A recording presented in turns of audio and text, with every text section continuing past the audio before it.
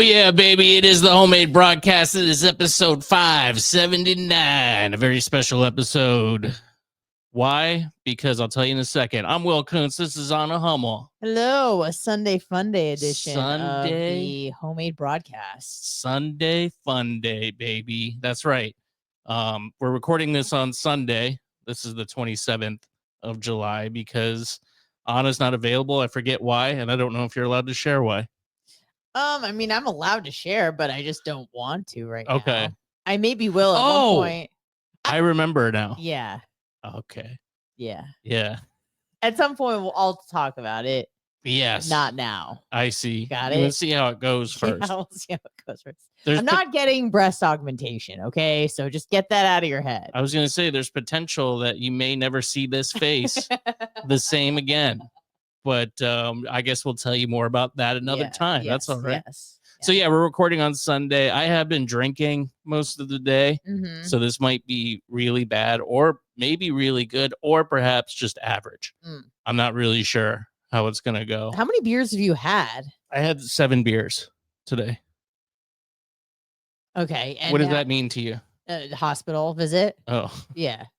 I'm going to have a little, I might as well keep it going. I'm going to have a little tequila. Ooh. I'm not drinking whiskey really right now. I don't have a taste for it.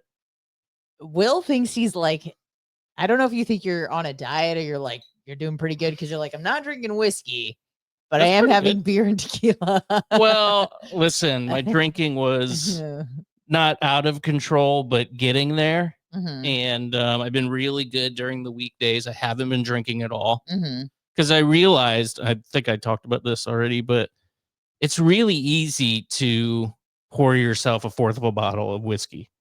It's way easier than you think. I believe you. I don't have a taste for whiskey or spirits by themselves. Like I would just never do something like that. Now, will you take a shot of that, or will you drink that, like sip it? This I was going to take a shot. Oh, okay. Yeah, that makes Should I do more it sense. now? I mean, if you want to, All right. I'm not trying to pressure you. Seems like okay. Great. Does that taste good? No. But we like being drunk. Well, it's the weekend. Yeah. It is, Monday's approaching. This is more of a Friday night, maybe even a Saturday night thing that you should do. Sunday, we're pushing. But the good thing is on Sundays when you day drink, you tend to stop early because you just get too tired. Right. And then you just pass out early and then you wake up. Then you're right on track. Now, when you said it's the weekend, when you just said that to me about 30 seconds ago, in your eyes, it was like you were seeking approval. Like no. your eyes and you're like, it's the weekend, right? I mean, am I right? I tried to get you to join me on the bandwagon, but you had one margarita. That was it. Yeah. I drink maybe 4 times a year now. That's crazy. It is crazy. And I'm not against it, by the way, like if the opportunity presents itself, but like I was even telling you, I've never had an alcoholic beverage in my current home, which I've lived in for 2 years. That is crazy. I only drink outside of the home or like at the beach or a bar. I'll never be like, hey, Chris, let's have a glass of wine. Like that is never a conversation we've ever had. I went through 2 bottles of wine on Friday. Red or white? Red. Ugh. Yeah. That's a headache. I had my friends moved. So they brought over pretty much their alcohol collection and they gave me a bunch of wine. And typically, historically, not a wine drinker, but I don't dislike it. And I do like a nice cab here and there. Mm-hmm. And that was mostly what they brought over was like some sort of red blend or Cabernet or something. So I opened a bottle I didn't want whiskey. I wasn't in the mood for it, but kind of wanted to have something. Didn't really want beers either. So I said, oh, some wine. I think I'll have some wine. So I did. I opened a bottle and sat and watched Nathan For You on HBO Max and had my cat in my lap. And all of a sudden, before I know it, that whole bottle is gone, ceased to be. Right. And I was like feeling good, and it was semi early. It was, 10 o'clock, around 10 on a Friday night. And I feel like I could keep going. But the thing with wine is, it has a very limited shelf life once it's actually opened. Right. So I was thinking, I don't know if I can go through a whole other bottle, but maybe I'll have a glass or two. Shouldn't doubt yourself like that. I shouldn't. But so I said, well, if it goes to waste, it goes to waste. Whatever. I'm feeling good. It's Friday night. And I opened the other bottle of wine and I sat and watched more Nathan For You. Oh, I actually started watching John Adams on HBO Max. It's a very old series with Paul Giamatti as John Adams, the forefather. I know who John Adams is. You don't know who Paul Giamatti is? You know him if you saw him. Is he the guy that was in Private Parts? Yes. Pig Vomit. Yeah. Yes, that guy. Good act, really good actor. Yeah, I know him. So he plays John Adams. So I started watching that. It's very boring, very 40-year-old move to watch that series. But anyway, so I started watching that, and then next thing I know, I'm through an episode of John Adams, and the other bottle's gone. So 2 bottles in one night. Not 2 bottles one night. Proudest moment. But luckily I wasn't too. I did have quite a bit of a headache the next day. I think that's mostly like the sugar, right? Yeah, red wine does that to you. Yeah. It's not ideal, certainly, but and then this weekend I did do a lot of boozing. Now that I'm thinking about it, because my buddy came over last night and we drank beers. I had some tequila, and then today you came over to swim. Yeah, we've been hanging out by the pool. Great. And I drank a bunch of beer. Met a fan of yours at the pool. Yeah, Tony Baloney, my neighbor friend. Yeah, I felt like Tony was great, but I was trying to show that I actually know something about the region where he's from. Yeah. And then he was just like dismissing me left and right. Yeah, I did notice hurting that. my feelings. It made me laugh. I'm like, oh, well, do you speak Croatian? And he's like, do you speak Texan? And I'm like, they use different alphabets. Don't get mad at me for asking questions. Tony was from Bosnia and Herzegovina. Yeah. Okay. What's the second word you said? Herzegovina? Yeah, no, it's Herzegovina. That's a country? Yeah, it used to be just like Bosnia, but now the country is called Bosnia and Herzegovina. Oh, really? Yeah, I swear to God on my life. Okay. Did not know that. Do you believe me? I do. Good. I do believe you. Yeah. So we were talking about radio stuff that's going on in the ether, things of happenings that, in the radio world, and he happened over here. And Tony Baloney comes swimming up with a very thick Bosnian accent and asks if we were in radio. And then he asked, what happened to Bubba the Love Sponge? He goes, do you know Bubba the Love Sponge? We started to laugh. And I was like, no. I was like, yeah, I actually worked for that guy. And he's like, really? Wow. Wowie. That's very cool. Borat was in the pool. He gave 2 thumbs up like that. Very nice. No, he was a cool guy, but yeah, he wanted to know where Bubba was. Yeah, I wanted to know his real name. I'm like, come on, Tony.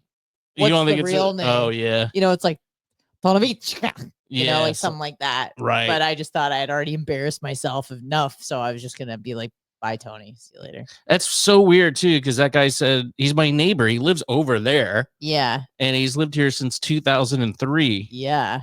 And that's just crazy. I've never seen him, never talked to him before. Really? Nope.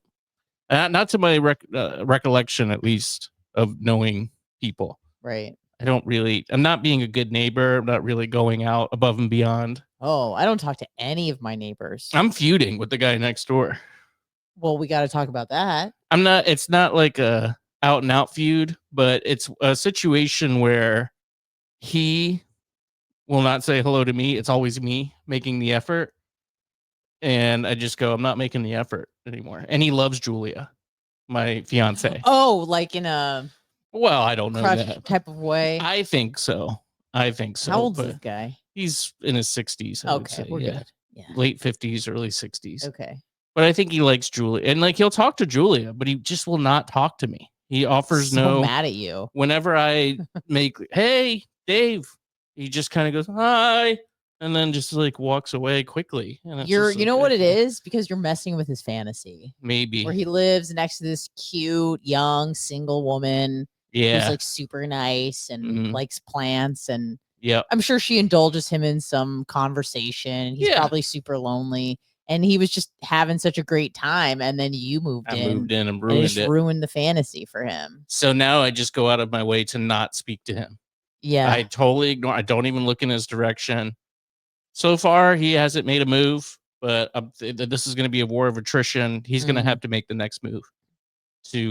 I'm not mad at him or anything. No. I don't dislike him. Is he right next door? Right next door, right over here. Oh, the guy that's who you share like half your walkway with. Yeah, right here. Yeah. Yeah. Wow. Yeah. So Dave is a single man. No, he's got a wife. Yeah. Okay, Dave. You know, I don't listen. I hope he can't hear it. He might be able to hear this, but I'm not angry at him or anything like that. I'm just not making an effort because I feel like he makes no effort for me. He doesn't. Zero. So, you know, I'm fine with that. But if we're gonna have any sort of relationship, he's got to make the next move. He's gonna have to court me a little bit. Can I tell you about my neighbor troubles? Yeah. So, you let me know if I overreacted. The answer is probably yes. So, What do you got? Yeah. So, you know, dog gate, pit bull gate. Yes, of course. Cat food. That's a cat food. The neighbor was out. This was maybe like 3 or 4 weeks ago. And he was sitting on the corner and he waves to everybody, right? And for a time when it was real hot between us, not hot in a good way, like heated, contentious between me and the neighbor, who I guess his name is Mark. My dad found out. Thanks, Dad. We interviewed him. It was Mossad connections. Yeah. That when it was really contentious between us, like Chris wouldn't wave to him. Yeah. Yeah. And I liked that. I don't know what Chris does in his own time. If he waves to people, I don't care. I don't ask. Are you a waver? I'm a waver. I mean, I'll wave when I'm going used to from wave the car. to Mark all the time until his dog tried to kill me on several occasions, and now I wave like this. But I mean, in general. Oh, totally. If you see somebody in your neighborhood, you wave. I'm a very, very friendly person. I know you are as well. So yeah. A few weeks ago, we're leaving the neighborhood. I see Mark out there with his stupid dog, of course, unleashed. And I say, you know, the window's down as we're approaching, but I'm like, you know, I say something to the effect of like, you know, F that guy, whatever. And he waves because he didn't hear what I said. And then I said, do not.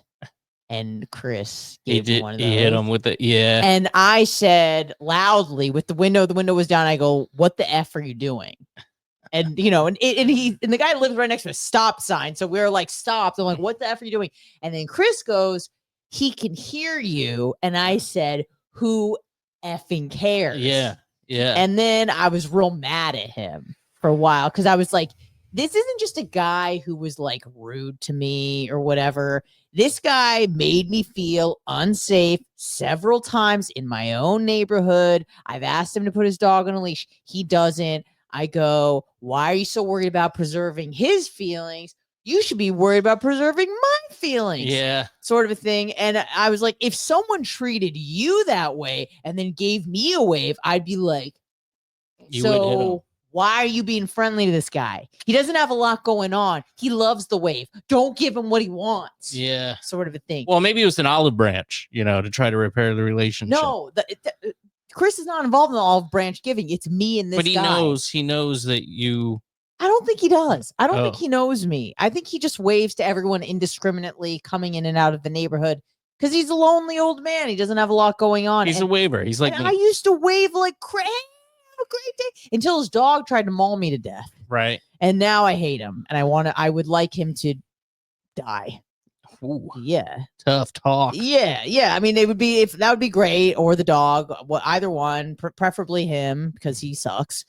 And I got real mad at Chris. Now, you know, we worked it out. Obviously it's not like that big of a deal, but like, you kind of see where I'm coming from. Yeah. A little bit. Like this guy is not nice to your girlfriend and not just like he was rude to me. Like his dog was like growling at me and he didn't do anything about it. And you're waving to this guy. Yeah. Do I have a point or am I overreacting? No, you do have a point. Okay. You know, it's kind of one of those things where you kind of got to get your homies back. in a relationship like that. Like if they hate somebody, you have to hate them too. Yeah, you gotta have their back. Generally, yeah. So I felt like it was an act of betrayal. it is like I could kind of see his point just because it's almost like a visceral reaction when somebody hits you with a wave.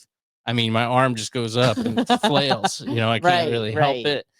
But and it's also just like what a wave is like. Not even a greeting. It's like we agreed to not shoot each other. Yeah, we're gonna keep the peace. Yeah, we don't speak to each other, but we're peaceful. You know, in the neighborhood. But yeah, I do get your point. I don't necessarily think that you're overreacting.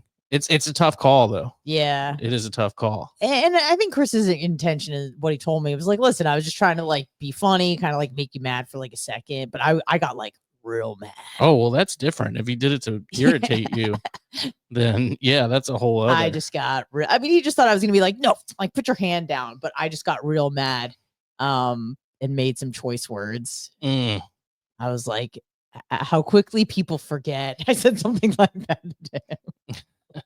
What I've done for you. Yeah. You know, sort of thing. But whatever, all's well. It is kind of nice not seeing him out because it's just too hot. His dog will die, so I don't usually see him for like 3 months during the summertime. Oh, that's good. Yeah. It was a hot one today, boy. Oh my God. It hit 100 degrees for the first time in Tampa today, ever. Like in this area or like in Tampa? In Tampa. Oh, okay. First time it's been 100 degrees. Wow. Yeah. Yeah, it was nasty hot today, It was so hot. The pool was fantastic. Pool I feel lovely. I thought I got really burned, but I think I just got tanned. My face was, I don't know, I kind of look red on the camera. Maybe I am a little red, but yeah, it was good today. Let's pour one out real quick. Let's get off the neighbors to a local legend. Yep. Who's no longer with us. Mr. Terry Blea, Hulk Hogan, dead at 71. Probably, you didn't really grow up in this area, but you are Tampa's adopted child. Yeah. And I would say Terry Blea always has been here. Like since I was a little kid, he's been here. I don't think he was born in Florida. He was born in Georgia, I saw, but he moved here as like a kid, like 5-6 years old or something. Yeah, he was Mr. Tampa Bay. Really? Truly. Yeah. I remember I saw him at the I was with my cousin Logan, and Logan's a few years older than me, and I saw him at the movies. Like he just brought his family out to the Largo Mall movies, and I was like, "Hey, Hulkster," and he just hit me with the "Hey, brother," and I was like, "That's sick, dude. That's awesome." So I was very excited. I think that's the only time I actually ever met him, or well, I don't even think you could call that meeting him, but had an interaction with him. But I mean, I know he was hanging out at his restaurant and bar all the time that Hogan's hang out, and certainly a big influence on my, early life. The Hulkster, much like many people my age, Gen X and millennials, grew up kind of with Hogan watching wrestling. Yeah. And, he kind of became almost like a meme later in life. Okay. But I mean, like, I was just a true blue Hulk Hogan fan. Sure. For like many years when I was a child, a little baby boy. Right. Not just because you were a fan of wrestling, but also he was local in the area. And he was, well, I didn't actually know that he lived here until later. I didn't really remember. There was a show called Thunder in Paradise that was on WTOG 44, which was a local Tampa station. Okay. And it was kind of like it seems like it was high budget for that network, but he played kind of like this guy who lived on Clearwater Beach that had a cool boat, like a military boat. And then he would go on these, he would always have some crime to be fought. Yeah. And I kind of thought it was a nationwide show, and maybe it was, but it aired on the local station here. So I don't know, maybe it was local, but he was just like a big, larger than life figure, kind of the first person where I was like, this guy rules as a kid. Yeah. But you didn't have any connection with him as a kid? I had a connection, not as a child, much later in life. I'm going to pour one out for the Hulkster here. Oh, damn. Let's get it. Amen, brother. It is crazy though, because like I did not watch any wrestling growing up. I was aware of like there was this like theatrical wrestling league as a kid. And the fact that I knew who Hulk Hogan was means that he transcended whatever wrestling was into just general pop culture. The fact that like I knew who he was, because I didn't watch wrestling. Did you see any of his movies growing up? Mr. Nanny? Mr. Nanny I saw. Yeah. I didn't watch a few other ones. I didn't watch Rocky, but you know, my dad did. Yeah. So I mean, people knew who he was. And my dad was like also just like a fan of like physical phenoms. I think like a lot of men, where he's like, Andre the Giant was just such a giant human being, or you know, like big bodybuilders like Arnold, or there was a guy named like Tom Plutz and stuff like that who just had giant legs. So my dad was like, it kind of not that like Hogan was a bodybuilder, but you understand, just like a phenom of a human being. Like, wow, people can be that big and look like that. He looks like Hulk Hogan in his prime. He looked like a superhero. Like he looked not of this world. Yeah. You know what I mean? Yeah, definitely part of that. A lot of those 90s, late 80s wrestlers, that's when the steroid era was kind of in. Yeah. Where, you know, I know that the WWE and Vince McMahon had to deal with that later in like the mid 90s. I mean, but they're still all on steroids. I don't think so. Some maybe, but it's like John Cena was on steroids. Like all those guys are on steroids. All those guys are on steroids. Maybe, yeah. You're probably The right. Rock, but steroids. but it was like very upfront, like not talked about, but not frowned upon in the 80s. You mean? And like I think people didn't really know what steroids were too. Yeah. Oh, or earlier, you mean in the 80s? Yeah, they just have these, you know, physiques that are just like, so unnatural. Sure. And there's just no way that can exist without some sort of, you know, help. Yeah. In that department. But yeah, I think he admitted that because he testified against Vince McMahon. Oh, he admitted that he was using steroids. Of course. Yeah. Like any idiot with eyes can see that. Maybe not. Like a lot of people just don't know like what steroids are capable of making your body look like. But if I may share a few words about Hogan, who I felt very close to tangentially for many years. Did you meet him ever personally? I was hanging around Clearwater Beach one day and I saw him get out of a car with his wife. Okay. But no, I never met him. With Linda Hogan. No.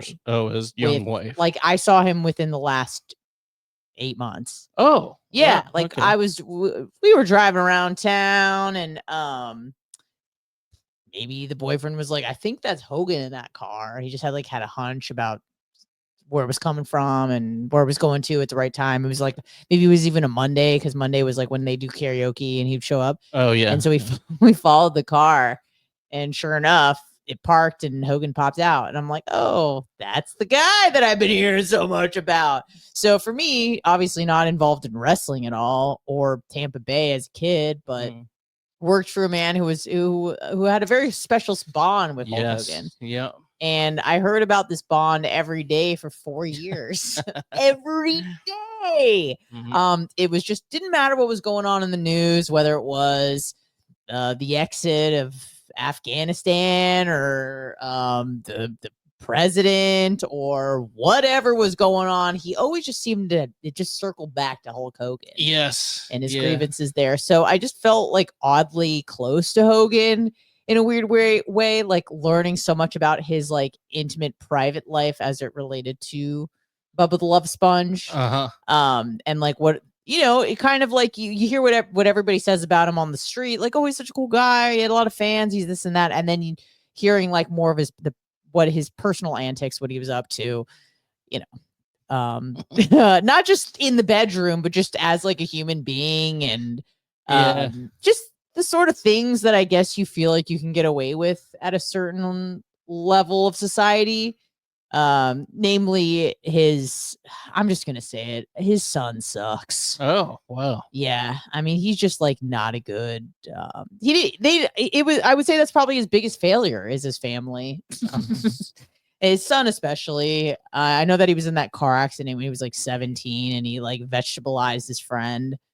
And then after that, you'd think like maybe that would be a wake-up call. It wasn't. And he was recently pulled over. I think like within the last 2 years, he got like a DUI or something, right? Yeah. And Hogan shows up and it was just a mess. So, you know, not a lot of respect there, but I have a lot of respect for like what Hogan represented. I was actually listening to Lionel. Do you know who Lionel? I know who he is. And he was just talking about like how special of like an entity Hogan and like that wrestling world was in the late 80s and early 90s, kind of like how awesome it was back then to be a part of it, even though he's probably like an early boomer maybe. But like you said, like the Xers and maybe geriatric millennials just have such a fondness for him and what he was and represented for their childhood.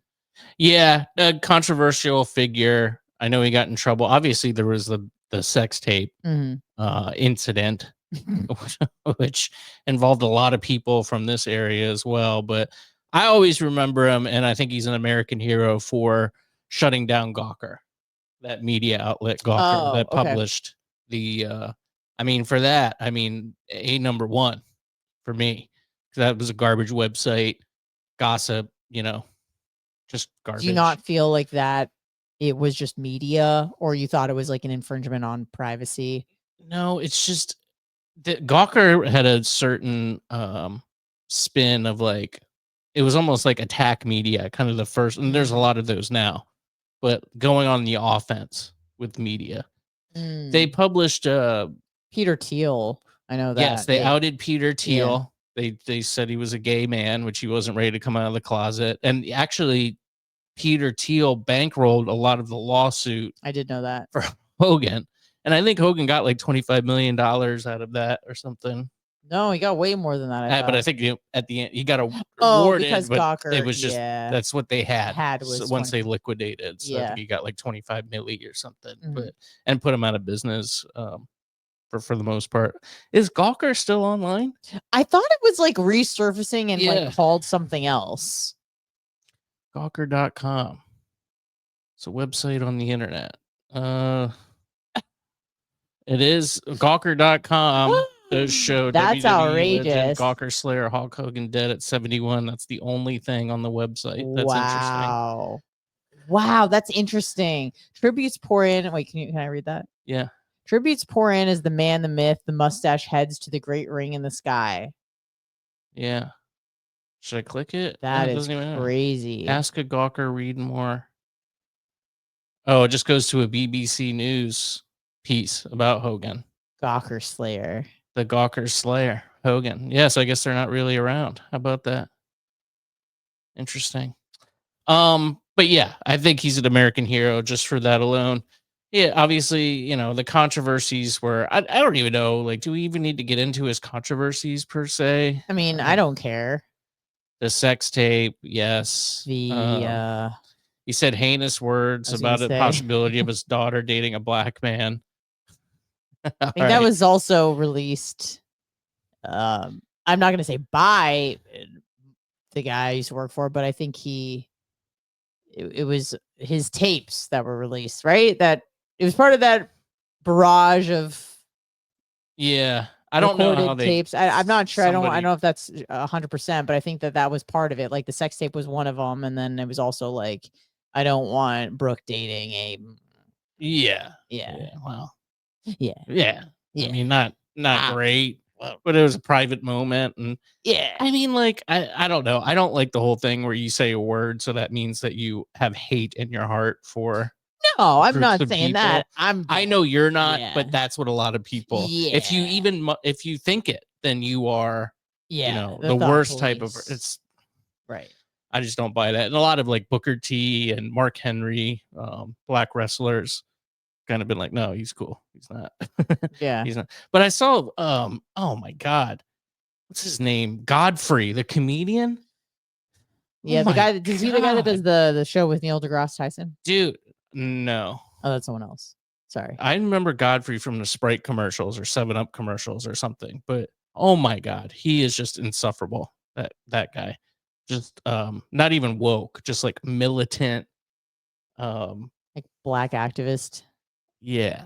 Yeah. Just never wrong. Sure. I don't know. Yeah. Anyway. So Hogan definitely had his issues. Of course, at the end of his life was an avid supporter of Donald Trump, showed up at the convention. Yes. Was booed at his last appearance on the WWE, probably having to do with his support for the current president. it's been speculated that he might stretch the truth sometimes with some of his stories. Of course. Abuse of power. I don't know. This steroid usage. I mean, that's fine. There's others. Preventing Jesse Ventura from starting a union. Okay. I mean, whatever. What podcast is that? Go down. This is Jesse Ventura speaking with that's Jesse in depth Ventura. with Graham Bessinger. Gotcha. Yeah. I thought that was Hulk for a second. Yeah, no, it's just old ass Jesse Ventura and a shiny head. So anyway, I've rest in peace to the GOAT, Terry Bollea. Would you say, as someone who has been a fan of wrestling, not really into your adult years, but like you've paid attention to it, especially because Tampa, I learned that like for many years, like Tampa didn't have a football team and not recently, but somewhat recently only had a baseball team. They didn't really have like sports teams here in Tampa, but you had wrestling. Yes. That was kind of like Tampa's thing. My grandmother, Bubby, owned a laundromat, and all the wrestlers would come in and she would clean their Gorgeous George and some of the other ones. Yeah. Yeah, Tampa was the town for wrestlers. I'm not sure why. I think they have a lot of like training facilities here for them. They do. Yeah. And maybe that's why they flock here. It's also just like a very pleasant place to live. So maybe that's it. They come here, they like it, they stay. Yep. But would you say that he is the most famous WWEF, whatever, wrestler of all time, most recognizable? Yes. Yeah. That's what the boyfriend said as well. Definitely. I said more than like Andre the Giant. He's like, yes. Oh yeah. Yeah. Yeah. I mean, now there's some contemporaries with like Stone Cold, The Rock, John Cena, and I'm sure there's new guys too, or just I don't know any of the new people. Yeah, but just overall, I think he's he one. is. He's on Mount Rushmore. He's the first face, I think. Really? Okay. For sure. Yeah, that's what I thought. Yeah, he definitely. His gimmick was kind of involving bringing kids, talking to kids in like wrestling promos, like take your vitamins, say your prayers. Like he would address kids, and I think that's why kids liked him. Because they were big consumers of the product. Sure. Children. So he was kind of the first guy I think that actually spoke to them, to that audience, and it kind of had a special place in their hearts. Yeah, that is funny because like I was watching even just right before we started recording, like there's this person who I guess he went to like a boxing match, and like one of the women working there who is probably like in her 40s, just like as working there as like a ref or whatever. And she'd like someone who I wouldn't think would be a fan of wrestling was like, I just want to say I watched you as a kid. Like I'm a big fan. Like, yeah. So, I guess he did really, if you paid attention, he really did like speak to the children and for sure. And apparently he was like really good with the crowd. Like, yeah. Chris was telling me, the boyfriend was telling me that like he was not even in the top 100 wrestlers as far as like athleticism goes. Like he was just like big, but he had a really good like character and he had a really good way of interacting with the audience. For sure. Okay. 100%. Like very charismatic. Yeah. So cheers to the Hulkster. We're going to cut this one short because it's Sunday. And I can't wait to see when we're back live if there's anything different about you. There's not gonna be. There might be. There's not gonna be. Small possibility. Small possibility. Maybe. We'll see. I can't wait to talk about it next time we're live. Wednesday, 6 p.m. We'll be back. Obviously, this will go up on Substack. You're seeing this next week. So we did this a week early. Hopefully, Hogan's not old news by then. But anyway, rest in peace to the GOAT. We love you guys. Talk soon. Do this real quick. Nice. Oh, yeah, baby. Brother. Have a good one, brothers and sisters. See you later.